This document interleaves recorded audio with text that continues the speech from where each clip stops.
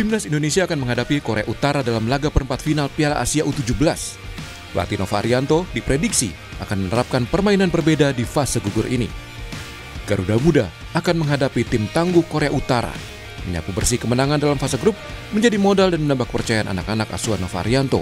Menghadapi kedisiplinan tim Korut, Coach Nova diprediksi menerapkan strategi berbeda dari pertandingan sebelumnya.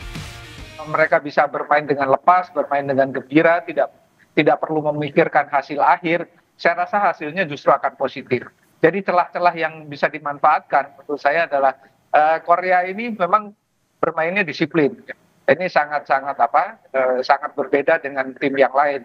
Tetapi kalau Nova tepat menggunakan taktiknya, dugaan saya pakai 3-4-1 ya. Jadi lebih fokus ke menyerang karena memang tidak sekuat Korea Selatan. Tapi hati-hati, counter attack mereka juga sangat bagus, larinya juga cepat-cepat. Indonesia menjadi juara grup C dengan menyapu bersih kemenangan dari 3 laga, termasuk menang melawan tim kuat Korea Selatan. Sementara Korea Utara harus puas menjadi runner-up grup D setelah di laga terakhir fase grup ditahan imbang 2-2 oleh Oman. Laga perempat final Piala Asia U17, Indonesia melawan Korea Utara digelar Senin malam 14 April 2025.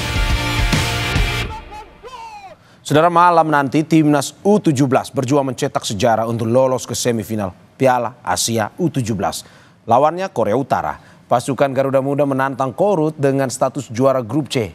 Apa yang patut jadi catatan agar pasukan Nova Arianto bisa melewati hadangan Korut? Kita ulas bersama analis sepak bola Wesley Hutagalung. Selamat pagi Bung Wesley. Selamat pagi, Bung Mario. Terima kasih Bung sudah bergabung di Sapa Indonesia Pagi. Bung, kita langsung saja to the point. Di atas kertas Indonesia atau Korut yang malam ini bisa menang nih? Tergantung pendekatan game plan siapa yang berhasil membaca karakter gaya lawan dan memaksimalkan kekuatan sendiri. Karena ini hidup mati ya.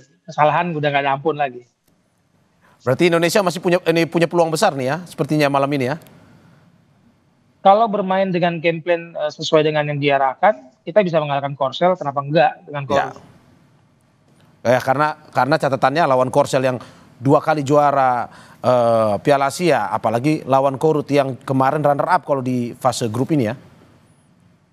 Iya, kalau secara runner up posisi iya, karena saya melihat kemarin memang Korut juga tidak ingin bertemu Korsel ya, karena dia melepas.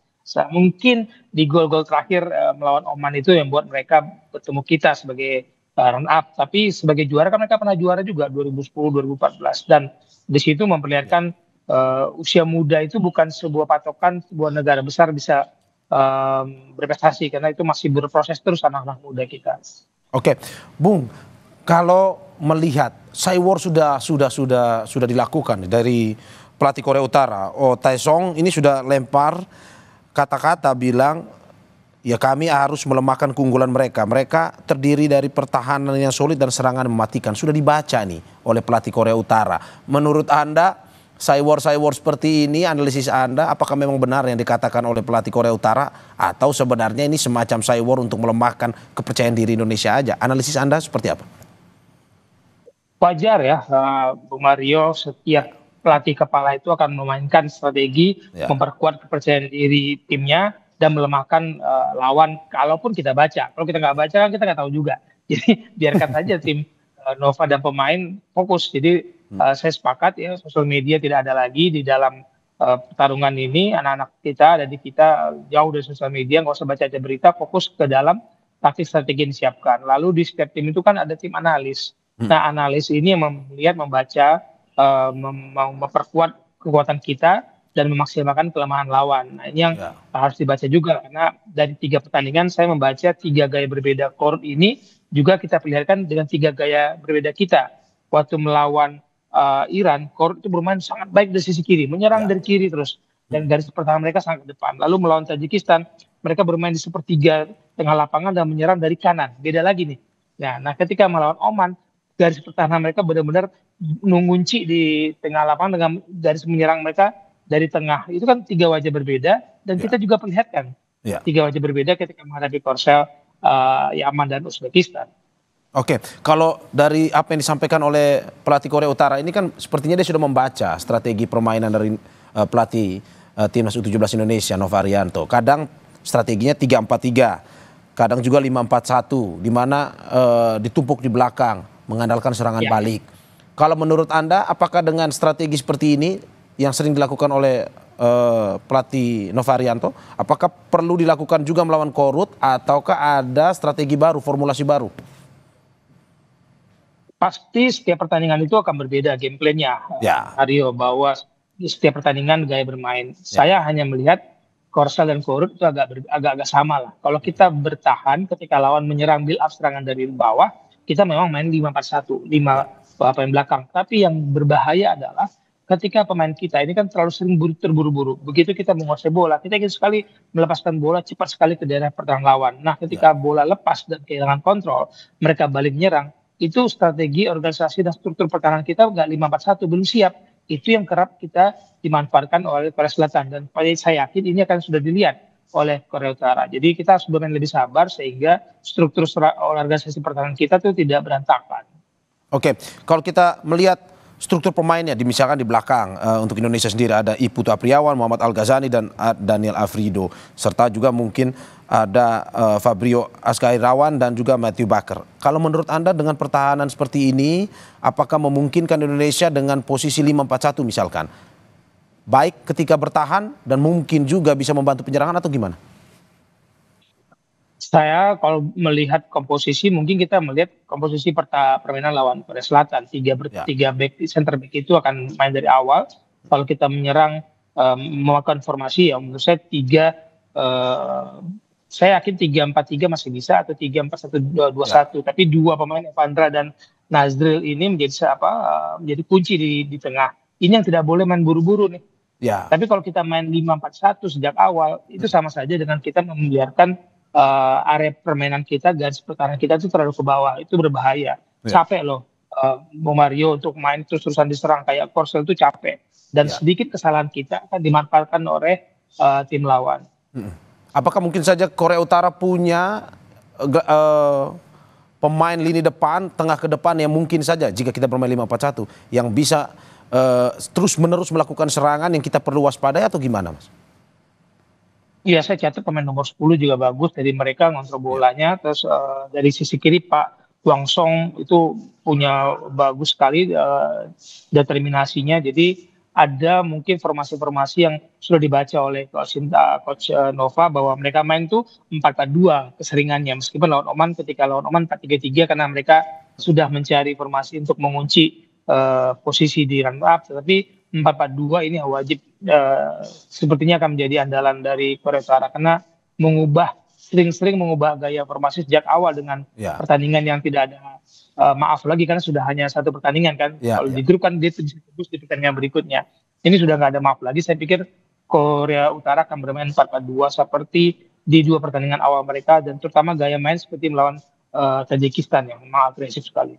Oke, kalau lini serang kita menurut Anda gimana Bung Wesley? Dalam arti bahwa ada Zahabi Goli, Muhammad Mirza dan juga Fadli Alberto yang selama fase grup selalu berhasil cetak gol nih. Ya, ini 3 serangkai kalau kita tarik mundur ke belakangnya ada Evandra yang menurut saya itu menjadi jangkar serangan ya. Di dua gelandangnya memang, cuman kita harus memaksimalkan serangan sayap kita Bung Mario bahwa Zahabi maupun Fadli itu harus punya ruang gerak dan ruang gerak itu mereka harus bergerak terus kan supaya Evandra, Nazril itu siapapun nanti bisa membagi bola karena kalau kita main menyerang dari tengah terus kita punya kecepatan sayap sayang kalau nggak dimaksimalkan dan kita tahu di 3 pertandingan sebelumnya Korea Utara juga sering sekali melakukan crossing jadi jangan biarkan pemain Korea Utara itu nyaman bermain di kedua sisi lapangan jadi kita harus menekan juga sehingga crossing mereka itu tidak membahayakan karena main dengan tekanan tinggi itu lama-lama kita melompat udah berat itu Bung Mario. Jadi crossing minimalisir, jangan dikasih terus crossing Korea Utara. Oke, ini menarik juga nih strategi ini. Tetapi dari pelatih Indonesia, pelatih Novarianto ini bilang bahwa Korut adalah salah satu tim yang sangat diwaspadai secara kualitas individu, etos kerja, fisik dan juga mental. Menurut Anda seperti itu Korea Utara? Karena kan kita jarang juga nih melihat permainan Korea Utara sebenarnya. Tapi dari pertandingan yang sering dilakoni dalam Piala Asia ini, menurut Anda apa yang diwaspadai oleh Novarianto termasuk salah satu yang benar atau bagaimana? Iya, sepakat ya dengan pasti Coach Nova sudah melihat pertandingan Korea Utara dan Ya. gaya bermainnya tidak jauh berbeda dengan Korea Selatan, tapi bahkan lebih ngotot lagi.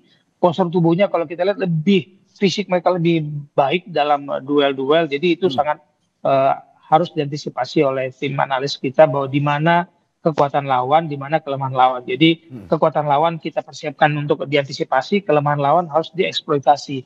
Nah itu gunanya tim analis dan saya melihat kita bisa punya kesempatan lah kalau sayap-sayap kita bergerak cepat dan punya ruang. Jadi akan lebih aman kalau kita memainkan bola di belakang lawan, karena itu akan membuat kecepatan main kita lebih maksimal, bisa dioptimalkan. Oke, itu faktor teknis ya. Faktor non teknis seperti percaya diri karena menang terus, lawan Korea Selatan menang, apakah bisa juga menambah keinginan Indonesia untuk semakin menang malam ini? Harusnya kepercayaan diri sudah tumbuh, Mario, tapi jangan sampai juga menjadi overconfidence atau blunder sehingga meruntuhkan semua strategi yang disiapkan pelatih. Itu berbahaya karena anak muda ini persoalannya adalah kan konsistensi, fokus. Pertandingan itu kan gampang terganggu, apalagi di dunia saat ini, dunia komunikasi begitu cepat di semua area kehidupan kita. Jadi kalau bisa tim ini fokus ke dalam pertandingan, fokus ke dalam game plan yang disiapkan oleh pelatih, percaya diri tinggi yang kita dapat itu kita sudah membuktikan kepada publik Asia bahwa Indonesia bukan lagi tim yang bisa dianggap remeh. Tapi itu nggak boleh berhenti di perempat final, harus jalan terus lah. Oke, Bung Wesley terakhir, melihat kemenangan yang terus terjadi di fase grup yang dilakukan oleh Nova Arianto, ini patut kita apresiasi bahwa Indonesia pertama kalinya nih untuk pertandingan internasional dia selama fase grup menang terus nih. Pendekatan seperti apa yang perlu dilakukan oleh Nova Arianto dan juga apa prediksi dari Bung Wesley selaku analis sepak bola malam ini pertandingan Indonesia versus Korea? Iya, kita harus apresiasi Coach Nova. Dia sudah melakoni 19 pertandingan di sejak 2024 sampai masuk ke dalam Piala Asia. Ini kan sudah ada 19 pertandingan pemanasan dia coba, tambah 3 lagi di fase grup. Jadi apresiasi kita kepada federasi dan Coach Nova, mereka punya fondasi tim yang sangat baik. Jadi saya sih melihat tim ini punya potensi untuk mewujudkan Asia. Kita sudah meraih tiket Piala Dunia tapi belum cukup. Nah, rasa haus, rasa lapar itu yang tidak boleh berhenti, Bung Mario. Jadi ya kita berharap permainan seru, ketat, tapi sedikit saja detail-detail kecil saja harus kita maksimalkan, karena kunci permainan lawan Korea Utara ini adalah detail-detail. Siapa yang bisa memaksimalkan kesalahan lawan, dia akan menang. Jadi saya berharap kita masih dapatlah skor tipis untuk mengalahkan Korea Utara. Skor tipisnya berapa? 1-0? Saya pikir 1-0. 1-0. Wah, ini semoga yang penting menang dulu kita ya. Terima kasih Bung Wesley Hutagalung, analis sepak bola, atas apa yang disampaikan pada hari ini. Semoga benar tadi katanya, tidak boleh berpuas diri dengan cepat, karena kita melihat bahwa masih ada beberapa pertandingan, usia muda perlu dikelola, potensi yang besar ini perlu terus dipertahankan sehingga timnas Indonesia makin terus maju ke depan. Terima kasih Bung Wesley atas apa yang disampaikan, sehat-sehat selalu Bung Wesley. Sama-sama, terima kasih.